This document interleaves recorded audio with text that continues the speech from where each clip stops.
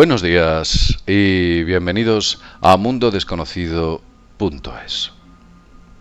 La existencia de las sociedades secretas va mucho más allá de lo que pudiéramos considerar una creencia. Las sociedades secretas son una realidad. Siempre han existido, existen y existirán. Quizás estén detrás de muchos acontecimientos importantes y grandes eventos que en la actualidad estamos sufriendo y padeciendo. Las sociedades secretas forman parte de minúsculos grupos humanos que en un momento concreto deciden pasar a la clandestinidad, dejar el escenario público y operar entre las sombras. Estas sociedades secretas, en ocasiones, pasan a ese estado sencillamente porque sus actividades son ilícitas o sencillamente porque deciden preservar un conocimiento sagrado. En esta ocasión vamos a hablar de una sociedad secreta muy poco conocida, aunque de ella ya se ha hablado en los antiguos escritos. Me refiero, ni más ni menos, a la sociedad de los 9 desconocidos. Pero para hablar de ello vamos a hacer un poquito de historia. Corría el año 273 a.C. Una sangrienta guerra por entonces se estaba librando en la India. Por entonces estaba bajo el reinado de Asoka, el emperador Asoka, un rey militar despiadado y cruel, que lo único que hacía era arrasar con todo lo que se ponía a su paso. Asoka era, digamos que nieto del gobernante Maurya, uno de los primeros en unificar verdaderamente la India, y que consiguió una paz temporal debido al saqueo brutal que hizo a imperios vecinos, como por ejemplo el de Mahmud y Ghazni. Pero Asoka era un tipo ambicioso.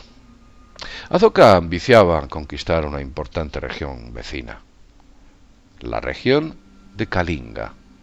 Situada concretamente entre Calcuta y Madrás, era un punto estratégico importante.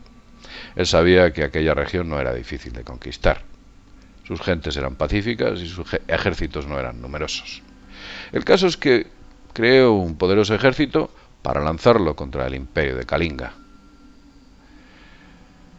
La verdad es que se llevó una gran sorpresa Asoka, ya que aquella guerra supuso la destrucción de 100.000 hombres.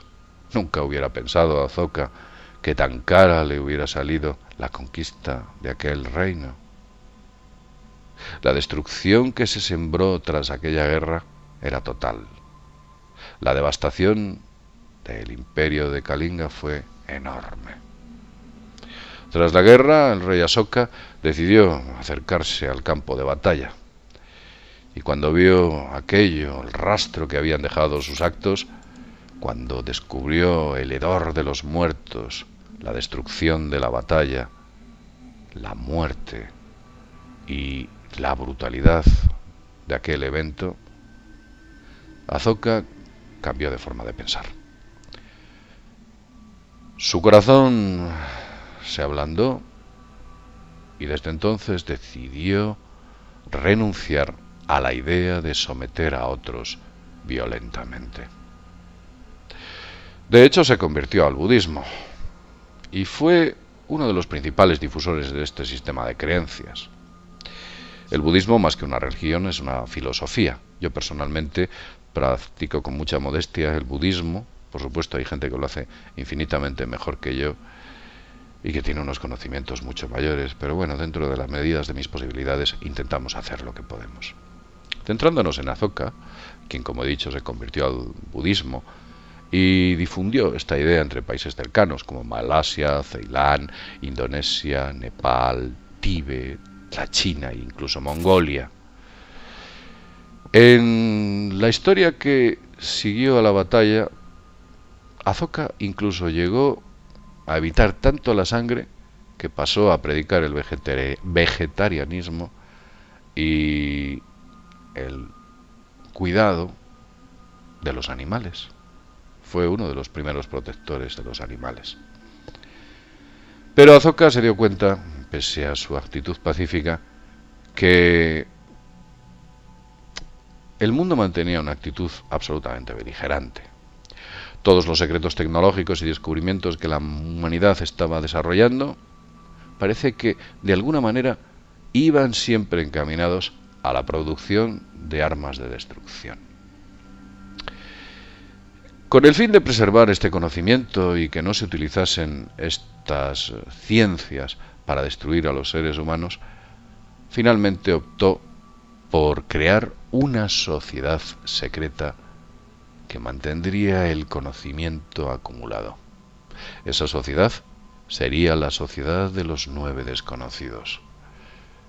9 discípulos, personas de confianza, maestros y por supuesto sabios que fueron elegidos y a los que se les confió los libros del conocimiento. De hecho, tanto conocimiento acumularon que incluso se dice que los 9 desbloquearon el secreto de la inmortalidad y mantienen o se encuentran en una posición de inmortalidad. El tema de los 9 presuntos libros que les fue entregados es muy variado. Cubren una amplia gama de disciplinas y conocimientos, los cuales hoy en día no tenemos.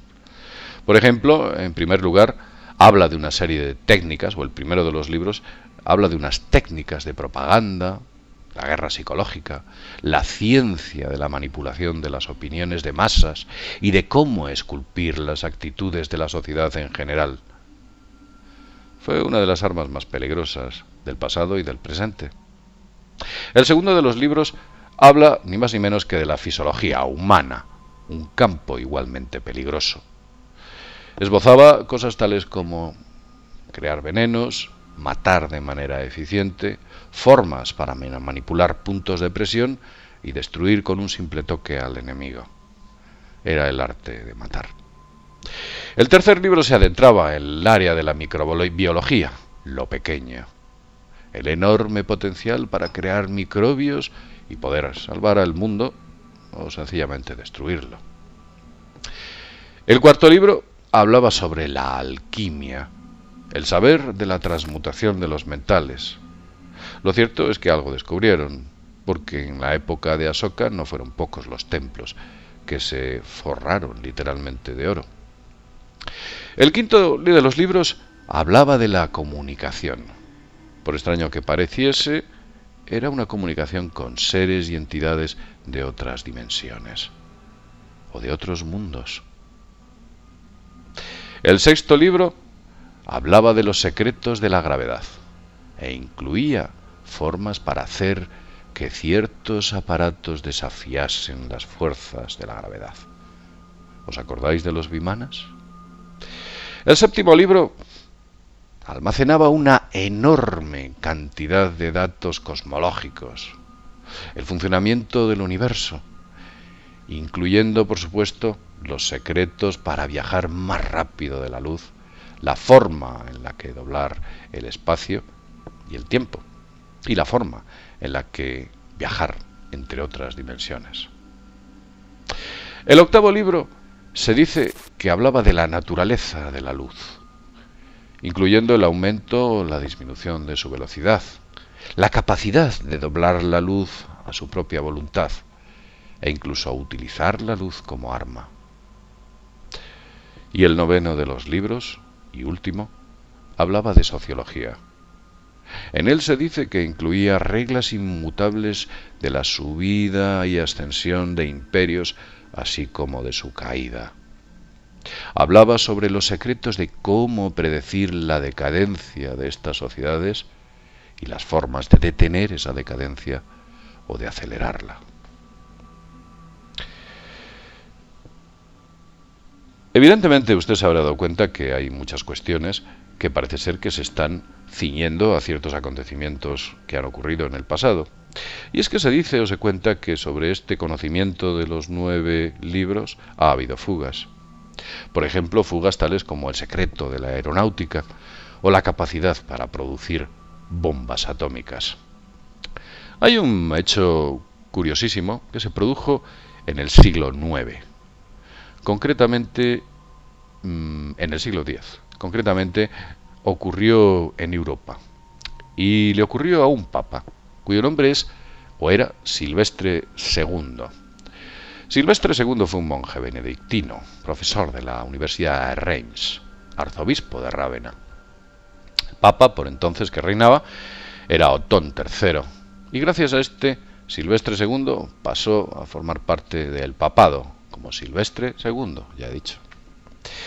Este papa estuvo algún tiempo en España, antes de viajar a la India durante mucho rato, mucho tiempo, por causas todavía desconocidas. Silvestre II era famoso porque tenía extraños aparatos. Famoso era la cabeza parlante de Silvestre II, una cabeza de bronce construida por él y que supuestamente tenía la capacidad de responder sí o no a un montón de preguntas sobre los más diversos temas. Silvestre II, al final de sus días, volvió a la India y cuando regresó a Europa y murió, todos sus artefactos murieron con él. Fueron desmontados, destruidos o sencillamente desaparecieron esos inventos maravillosos. Podemos pensar que Silvestre II adquirió algún tipo de conocimiento en la India. Se dice o se cuenta que incluso importantes genios que en la actualidad hay en la India parece que se inspiran de ciertos conocimientos otorgados por esos 9 desconocidos, como por ejemplo Vikram Sarabhai, que es ni más ni menos que uno de las figuras más importantes dentro de la ingeniería aeroespacial de la India, que está obteniendo grandes logros. Incluso se dice o se comenta que el propio Louis Pasteur estuvo inspirado por los conocimientos de estos 9 desconocidos. Pero en los tiempos modernos hubo un escritor francés cuyo nombre es Jacques Olliot, quien comenzó a escribir sobre los 9 desconocidos. Jacques Olliot era un tipo muy similar a Julio Verne, escribía parecido a Julio Verne e incluso predijo varios avances tecnológicos como Julio Verne, una especie de tipo paralelo a este. Por ejemplo, habló de la liberación de la energía, la esterilización por radiación, la guerra psicológica. Y Jacques Olliot siempre declaraba que la existencia de los 9 desconocidos era real. Luego hubo otro tipo, Talbot Mundy, quien vivió durante 25 años en la India, en la época colonial, como policía para el Imperio Británico. Este hombre, cuando volvió a Europa, escribió un libro titulado Los 9 desconocidos, donde hablaba de ellos y explicaba con detalle quiénes eran y cuáles eran sus actividades. Otro punto en el cual se puede encontrar datos sobre los 9 desconocidos es en el famoso libro de Louis Pauwels y Jacques Vergers, El retorno de los brujos. Pero la pregunta es, ¿quiénes son los 9 desconocidos? ¿Existen en realidad los 9 desconocidos? ¿Acaso son ficción? ¿O no es cierto que la ficción en no pocas ocasiones es superada por la realidad? ¿Verdad? ¿Mentira? Observe las noticias diarias. Nuestros medios nos dicen la verdad, mentira. ¿Dónde empieza la verdad y se cruza con la mentira? ¿O dónde termina la mentira y comienza la verdad? Es difícil saberlo, ¿no es cierto? Entonces dejemos esa elección para que usted tome la decisión. ¿Verdad? ¿Mentira? Yo sinceramente creo que algo hay. Los 9 desconocidos. ¿Dónde están? ¿Siguen operando? ¿Quiénes son? Y como siempre os decimos, sin más, desde mundodesconocido.es, nos vemos en el próximo videoprograma. Hasta pronto.